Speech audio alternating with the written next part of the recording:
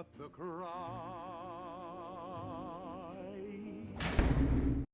With Fallout 4 being officially dropped in a few days, I'll bet some of you can't wait to begin your Boston Wasteland adventures.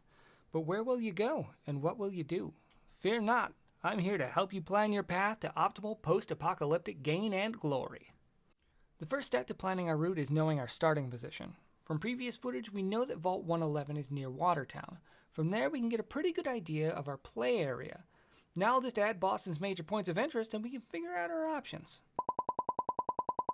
Clearly I can't visit all of these, so I need to narrow it down to a logical path. Some builds will want melee weapons from places like baseball stadiums, malls, or industrial areas. Some builds will be looking for small arms in any place people might have taken shelter or in any military base. And those focused on science or energy weapons will be looking for places of research like schools, museums, or historical landmarks. Now I'll go through each of these paths step by step and give you a little bit of information about each location so that you'll be prepared for the journey ahead. My God, I'm dramatic. First, the path of strength, melee weapons.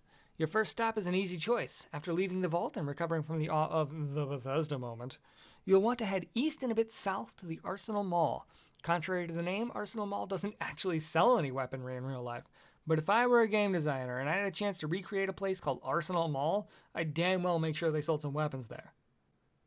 Next, the story will probably force us to head to the garage you always see in the trailers, where they keep the power armor. It's hard to argue with power armor, and this is likely going to serve as a temporary home base. We're remarkably close to Harvard and all the surrounding services, but we're looking to smash things, not waste our time with stuff like, learning. Blah. The third stop on our tour is Fenway Park. It opened in 1912, survived a fire, and was renovated many times in its history. We're really not interested in all that, though. We're probably just here to grab a baseball bat and be on our way. It's hard to imagine, though, that this place isn't claimed by some faction or another since the nuclear blast, so be careful on your way in. Next up is east to the Seaport District. I don't know if the underwater tunnels will still be intact, but you can always take one of the bridges to the north or walk around to the mainland to the south. This place is a hub of industry and is bound to have a sledgehammer or some mean tools lying around somewhere. Hopefully the bridge to the north will still be intact, allowing us to take direct passage to Boston Logan International Airport. This is another area that's likely been taken over by someone or another, so be careful. From here we should have a pretty good idea where we're headed, both in storyline and in equipment goals, so I think we can continue on to the next build, small arms. Just like last time, we're headed straight to Arsenal Mall, then on to the garage, but here's where the path will split. I'm hoping that around the Harvard area there'll be a few shops still around. This will give you some goals on what you might want to purchase after you've saved up your caps. And be sure to take in the sights. The Harvard area has all sorts of chapels, museums, shops, and parks. This build was especially difficult to figure out, but there is one major stop that can help us. It might not even be represented, but way to the southeast, near the edge of the hypothetical map, is a historical site called Fort Independence. This is rather awkward since there was already a place called Fort Independence in Fallout 3. Let's hope whoever's living in this one isn't irritated about their name being stolen. Let's also hope that they have some guns there in post-apocalyptica. It's a long trip, so you might as well stop at MIT in the Boston Commons. Irradiated mutants could kill you at any moment, so you might as well treat yourself while you can. Alright, let's get to the nerdy stuff. Science and energy weaponry. This one has, by far, the most options here in post-apocalyptic Boston. That also makes it the most complicated to plot. Fact of the matter is, there are lots of schools all over Boston, but maybe we can pick a few major stops. Let's skip Arsenal Mall this time around. We're headed to Harvard, but let's take a quick stop in at our garage. Power armor is awesome. You really planning to skip it? Afterward, head north to Harvard. 8 U.S. presidents came from here. It's an Ivy League school founded way back in 1636, and they're sure to have some fancy sciencey stuff.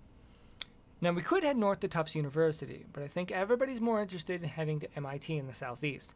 This is one of those schools known for being on the cutting edge of technical development. If it's still standing, you'll find cool stuff there. Next, let's head south over the river past Fenway Park all the way over to the Museum of Fine Arts Boston. Besides being a beautiful building, it contains over 450,000 works of art. Even if there isn't any information or quests there, it might be worth some time just to engage in some post-apocalyptic art theft. Alright, let's head northeast to the Boston Commons. Now there are a great many things worth seeing in this area, including the George Washington Monument, but we're after two things primarily. First, the Massachusetts State House, and second, the Boston Athenaeum. Whatever faction has managed to take that state house will certainly be the largest here in Boston. And the Athenaeum is a library, but not just any library. It happens to be one of the oldest private libraries in the United States. Hopefully you'll be able to find things there like recipes, quest givers, and hints.